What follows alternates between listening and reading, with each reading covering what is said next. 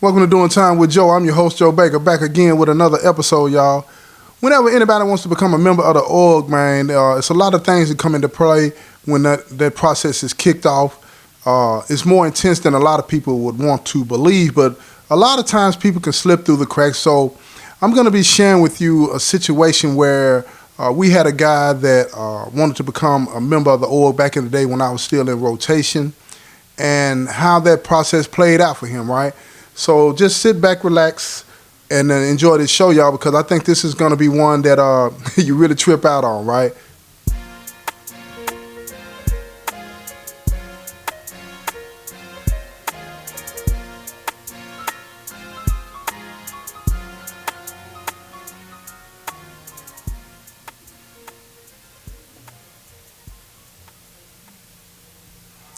Back in the day, y'all, when I was still in rotation, right, being in charge of everything, it's way more pressing than a lot of people would want to believe. You're responsible for everything and everybody that's up under you, right? And a lot of times you're going to have people that I had people that wanted to become members of the org, and their names will be brought to me after the brothers that was subordinate to my leadership screened them and all of these types of things, right? But let me explain to you a little bit about what it takes to become, some of the things that it takes to become a member of the org, right? You have to have an interest in wanting to become a member. You have to express that interest to the body, to somebody that's a part of the body, rather. And then they'll bring your name to the person that they're under, before it makes its way all the way to somebody like me, the 9, right? So there was this particular guy that hung around a couple of brothers all the time. Young dude, he was cool, he was straight as far as everybody knew. He was doing his own thing, getting his own money. He had his gal bringing him stuff to the prison so he could make his little bread and whatnot and send home to take care of his girlfriend and all of that kind of stuff, right? So he was bonding with these younger brothers, right? So they thought, and he thought as well, that he would be a good fit for the org. And it was really no reason to believe that he wouldn't, because everything that we were seeing represented that, right? He spent time around the folks. He didn't really kick it around anybody else. He was always talking about wanting to be the folks. He was real curious about, the history of the organization and handshakes and, what it really meant. And he thought that, that this is something that he would thrive in, evidently. So anyway, the younger brothers that he kicked it with, they came to the COS, Chief of Security, and they told him that, the young dude he expressed that he wanted to become a member. So the COS, he kicked the background check process into play, right? He told the pod coordinator, and the pod coordinator is just somebody that's in the building that young brother lived in, right? So they wanted to know, how did he get along with everybody else? Did he have any debts? Did he get high? Anything and everything that they could find out about him that would give, the brothers some kind of idea of who this person is. So they did the initial background checks, and they found that everybody liked him. He was a cool dude. And in fact, you had a couple of other organizations that wanted to approach him, but they just hadn't, because he ran around with the folks all the time, right? And a lot of times when you see other organizations showing interest in somebody, a lot of brothers want to hurry up and snatch him up because it's something there, But this particular brother, like I say, he was young. He just trying to do his time. He had like 18 years, I think it was 18 years to go on his sentence at 30%. And he was getting his money. All of the things that on the surface made him look like a good candidate. So a situation popped off in the other building that they lived in. They didn't, this young brother didn't live in the building that I lived in. The situation had popped off in the other building, right, with some Bloods. And so Brud and them back then, when they had wrecked, Brud and them let us know that we didn't have phones back then, y'all. Brud and them let us know that this situation with the Bloods was getting a little bit out of hand and it might pop off tonight or whatever. They were just letting us know that. So, when something like that happens, you initiate certain protocols. It's like nobody goes to the shower by themselves. It's a buddy system. It's 2 and 2 everywhere you go. You go to chow together. Nobody is left behind. You make sure that everybody is accounted for before you leave an area. Make sure that there's shower security, phone security. Everybody is watching each other. Nobody's to be left unattended. And that's just how you protect each other when something like that's going down, right? Because what had happened was this blood was accusing one of the folks of taking something from him. And they weren't going. So, the information was trickling in to me about what was really going on, right? And so I told my COS to find out exactly what's going on, right, before this blows up into something. Maybe it's something we can deal with without causing a war. So as he looks into it, he finds out that the folks in the blood, they had been doing business together. They come from the same hometown, you know what I'm saying, as ironic as that may sound. But they come from the same hometown and they knew each other a little bit, not that well. They didn't run in the same circles. But anyway, they had been doing business together, and folks, he had in fact taken the Blood's pack. He didn't want to stick to the agreement that they had, and the Blood dude wanted his stuff. So my COS, he went to folks and told them, "Look here, man, you got to give him his stuff back. This, and that, right? Or it's gonna be problems for you." Well, folks told him, he said, "Man, we done already smoked that and sold it. So now we got a real problem, because now the situation is, how do we replace what belongs to this dude, fairly belongs to this dude that's a Blood, without going into the nation's money?" You know what I'm saying? We had a box, and but we didn't have any drugs in the box. It was just commissary stuff to be traded out or whatever, to make sure that everybody could eat.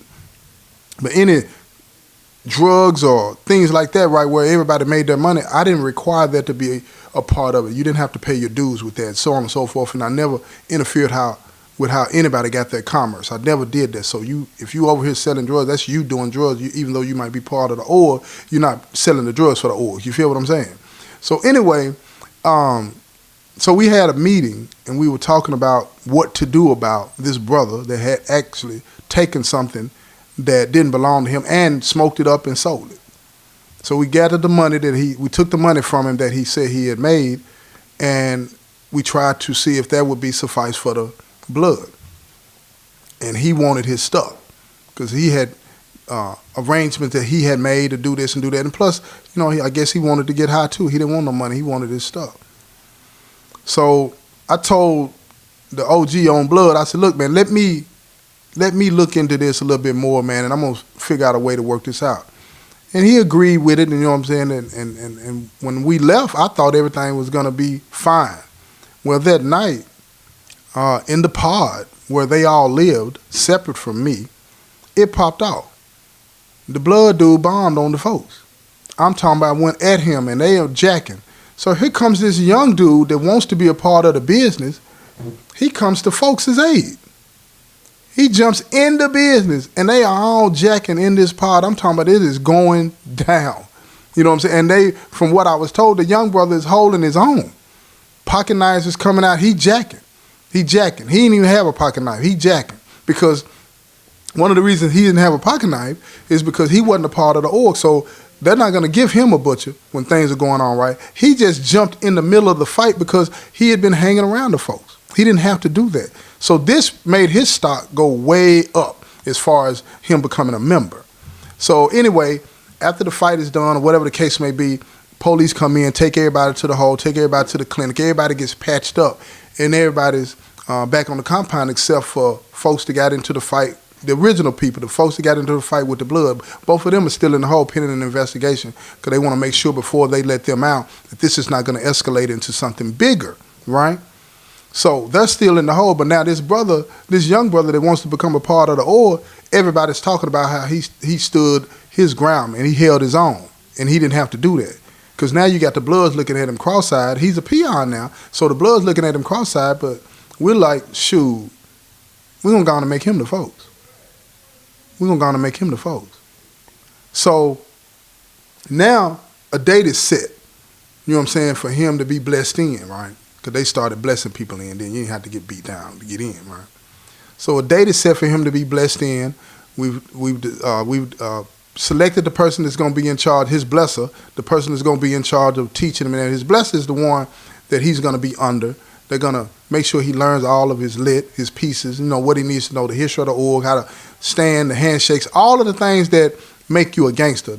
His blessing is going to teach him all of these things, right, over time. So all of that said and the date has been set, right? So we get to about a few days before his blessing.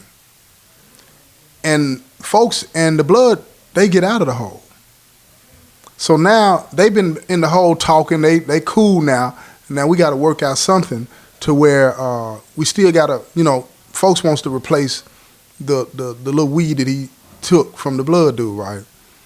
So I tell him, look, I had a pack coming in. I said, look, I'm going to go on and give it to him. You'll pay me back. We're going to get this over with. I don't want, I'm saying, y'all cool now, but I don't know what it's going to be like tomorrow. We're going to get this over with. So I take, and break off the OG on blood. I break off half of my pack. I give it to him and he give it to his brother. Everything's cool. We squashed that. So now, folks is talking to the young brother that wants to be one of the guys, right? And he's telling him he wants to be his blesser. Now, we've selected somebody to be his blesser, but this young brother was so impressive to folks that he said he wanted to do it. He wanted to be his blesser. He wanted to be responsible for teaching him and everything. And everybody was understanding what that was about. So I was like, man, that's real straight. That's cool. Yeah, you can be his blesser. You know what I mean? You can be that dude, right? So the date is set. The date is set. So everybody's chilling. Now here's the thing. You can go through this whole process. You can stand up and fight. You can put yourself in danger. You can do all of those things. But it's one thing that could happen that could derail this. And none of us saw this coming. None of us did. Everybody's chilling because it's lockdown. The next day is coming where we're going to bless him. But it's lockdown time. Everybody's chilling. The whole compound is locked down, whatever. And during lockdown, most of the time, most people look at TV, they play chess against their cellmate or whatever the case may be, exercise, whatever, right? But lockdown is lockdown. You're getting ready to go to bed, get up the next day and let it do what it do, right? So most of the people are watching TV in every building on the compound. This compound had about 1,200 people on it. And most people love to watch this show called First 48.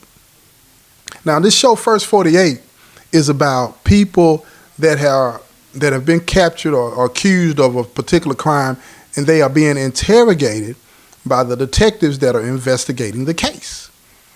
And what the premise of the show is that within them first 48 hours, they usually get the person to confess or they figure out that they're guilty, and they start talking.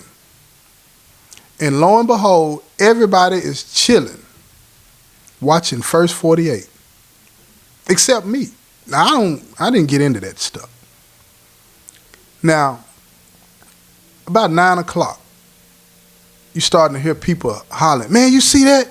You see dude on such and such on First 48? You see dude on First 48? So now, my cellie, he's on the top bunk. He watches this show. He looked down at me over the top. He said, man, your boy on TV.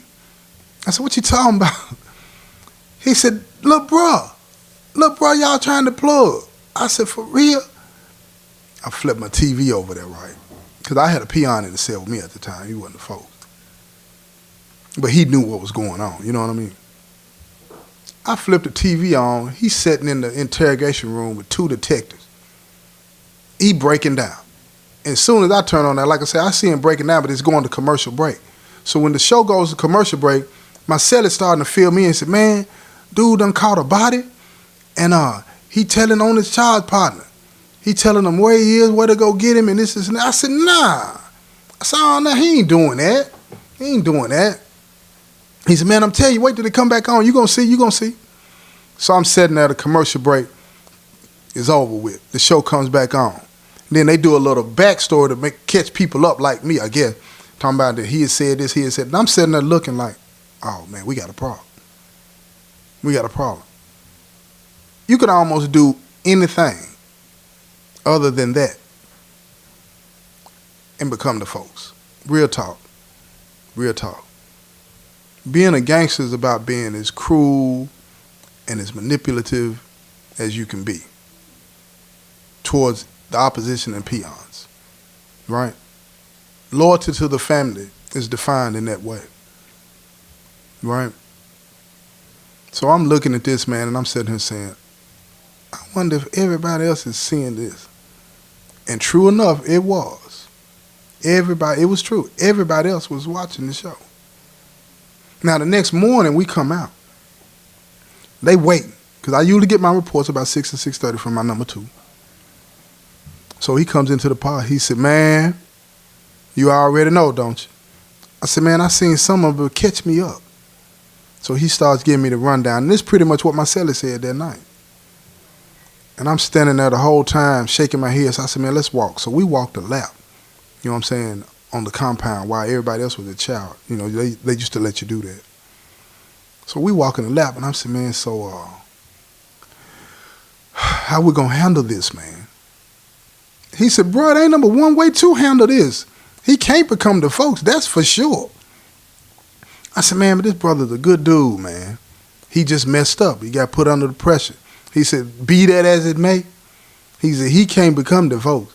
He said, if nobody knew about this, we could probably keep it quiet. But everybody's talking about this, man. They calling him a rat and everything. They wasn't even, the police got him locked down in his cell. They're trying to figure out what they're going to do with him. I already know what they're going to do if they got the cell locked already. They're finna put him on administrative segregation for his own protection. PC. That's where he's going.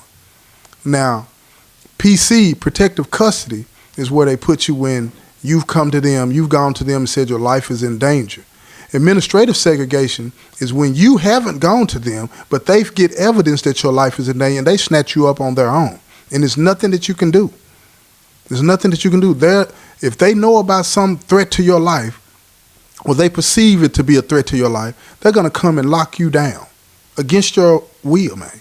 Ain't nothing you can say or do. You're going to have to go through the whole pen and investigate, and then they're going to sort it out. And then when they figure out if it's a real threat or not, then they'll decide if they're going to let you back out on the compound. So I said, man, let's go up in the pod and holler at him. So we went up into the pod, man. I'm on the door talking to him. Man, this is a good brother, man. He just fell weak to what a lot of people fall weak to. He didn't want to go to jail for the rest of his life. So he told that his charge partner was the trigger man. I understood, I sympathized with him, right? But I said, man, they finna lock you up, man. And he's like, Joe T, what they gonna do to me? I said, they'll probably keep you in the back until they figure out if it's a real threat or not. I said, bro, you ain't gotta worry about us. I said, you can't become the folks. And you can't really kick it around us like you used to until the brothers get comfortable with you. They got to figure out, man, is this who you are, or was this something that a one-off? He said, man, I ain't never done nothing like that in my life, man. I was scared. This is that. Keep in mind, this is a 19-year-old now. He ain't never been locked up, running the streets playing gangster. You feel me? I said, I understand all that, bro. And I said, I ain't even mad at you, man. I ain't mad at you. Because I'm looking at him, man, and I'm seeing, this is, he's the age of my son. You know what I'm saying? Well, my sons were younger at that time. My sons were younger at that time. But I saw in him what could potentially be, my son. He was that young, And about that time, they knocked on the door. The officer came up beside me, knocked on the door, and said, man, get dressed, man. I got to take you to the back. Man, I looked at him. I seen tears welling up in his eyes because he knew that he had to take that walk of shame. So they told everybody to go to your cells. I had to leave the building. I left the building. I get back on the compound. I'm walking with my number 2. We got to go to our units too because they locking the compound down. They finna escort a safekeeper. He's under state custody to be protected from everything. So everybody's got to be locked down. So when I get back to the unit, my celly, he's in there laughing. He thinks it's funny. And I told him, I said, man, there ain't nothing funny about that. I said, it's sad all the way around because now this young brother got 18 years to do, 18, 19 years to do, and he's going to have to do it the hard way. All because he didn't want to spend the rest of his life in prison. What do you think about that? That's how the game is twisted. You put yourself in a situation, find yourself involved in something, you are expected, even though it might be to your detriment, to keep your mouth shut. He didn't do that. And now, his life is going to be hard because no matter where he goes, everybody watches that show throughout the state in the prison system. Being nosy, that's all they do it for. But now he's going to have to deal with that. Just wanted to drop that on you. Give you a new look at what it's like, you know what I'm saying, when somebody tries to become a gangster. How quickly it can unravel and then unravel in a way to where your life is really in danger. Because there was a lot of brothers that took offense to that.